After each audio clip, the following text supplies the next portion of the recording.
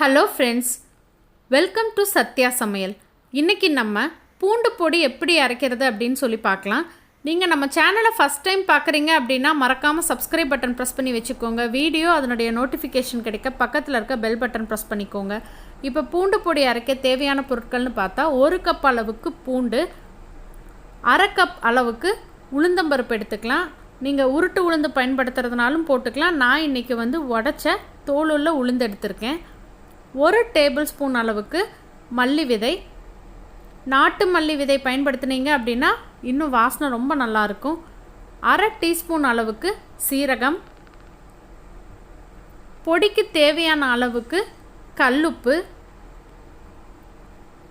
சின்னதாக ஒரு துண்டு கட்டி பெருங்காயம் எடுத்துக்கலாம், கொஞ்சமாக கருவேப்பிலை, காரத்துக்கு தகுந்த அளவுக்கு மிளகாய் வத்தல். இப்போ எல்லாத்தையுமே வறுத்தடலாம்.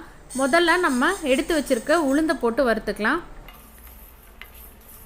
1 கப் அளவுக்கு பூண்டு எடுத்தோம் அப்படின்னா அதுக்கு 1/2 கப் அளவுக்கு உளுந்தம்பருப்பு,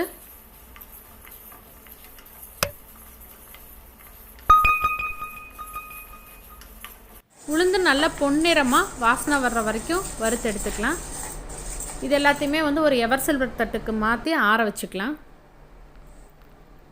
இதில் 1 டேபிள் ஸ்பூன் அளவுக்கு எடுத்து வச்சுருக்க மல்லி விதை சேர்த்துக்கலாம். மல்லி ஓரளவுக்கு வாசனை வர ஆரம்பித்ததுக்கப்புறமா நம்ம இதில் காரத்துக்கு தகுந்த அளவுக்கு காஞ்ச மிளகாய் சேர்த்துக்கலாம். நீங்கள் நல்ல காரம் வேணும் அப்படின்னா சிவப்பு மிளகாயும் சேர்த்து போட்டுக்கோங்க. நான் இன்றைக்கி காஷ்மீரி மிளகாய் மட்டும்தான் பயன்படுத்தியிருக்கேன். ஏன்னா குழந்தைங்க சாப்பிடுவாங்க அப்படிங்கிறதுனால உங்கள் கார தேவைக்கு தகுந்த அளவுக்கு போட்டுக்கோங்க. மிளகாய் போட்டு ஒரு 2 நிமிஷம் ஆனதுக்கப்புறம் நம்ம எடுத்து வச்சுருக்க 1/2 ஸ்பூன் அளவுக்கு சீரகத்தையும் சேர்த்து எல்லாமே ஒன்றா வாசனை வர வரைக்கும் வறுத்து விட்டு எடுத்துக்கலாம்.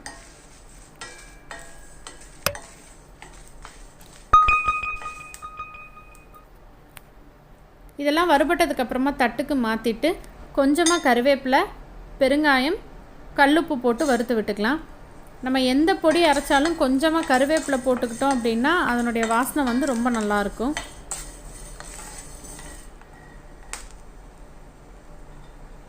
இப்போ வறுத்த பொருட்கள் எல்லாமே நம்ம தட்டுக்கு மாற்றி ஆற வச்சுக்கலாம்.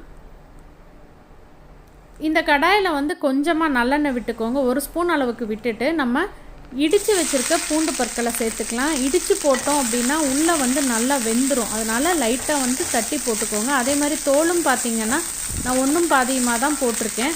முழுசாகவும் தோலை எடுக்கலை. உங்களுக்கு சுத்தமாக தோல் வேண்டாம் அப்படின்னு நினச்சிங்கன்னா நல்லா உரிச்சிட்டு அதுக்கப்புறமா இடித்து சேர்த்துக்கோங்க. நல்லா வெந்திருந்தால் தான் உங்களுக்கு பொடி சீக்கிரம் கெட்டு போகாது. நல்லா லைட்டாக அமுக்கி விட்டு இந்த அளவுக்கு பூண்டை நல்லா வறுத்து எடுத்துக்கலாம். ஃப்ரிட்ஜில் வச்சுக்கிட்டிங்க அப்படின்னா 10 நாள் வரைக்கும் நம்ம வச்சுக்கலாம்.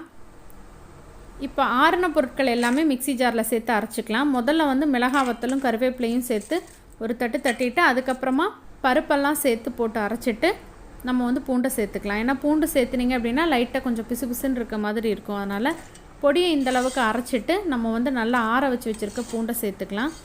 இந்த பொடியை அரைச்சதுக்கப்புறமா ஒரு 10-15 நிமிஷம் வெளியில் வச்சுருந்துட்டு அதுக்கப்புறமா ஒரு பாக்ஸில் போட்டு ஸ்டோர் பண்ணி வச்சுக்கோங்க. நம்ம 10 நாளைக்கு வச்சு பயன்படுத்துறதுனால இதில் சேர்த்தக்கூடிய எண்ணெய் சுத்தமான எண்ணெயாக சேர்த்துனீங்க அப்படின்னா தான் பொடி அதே வாசனையோடு இருக்கும்.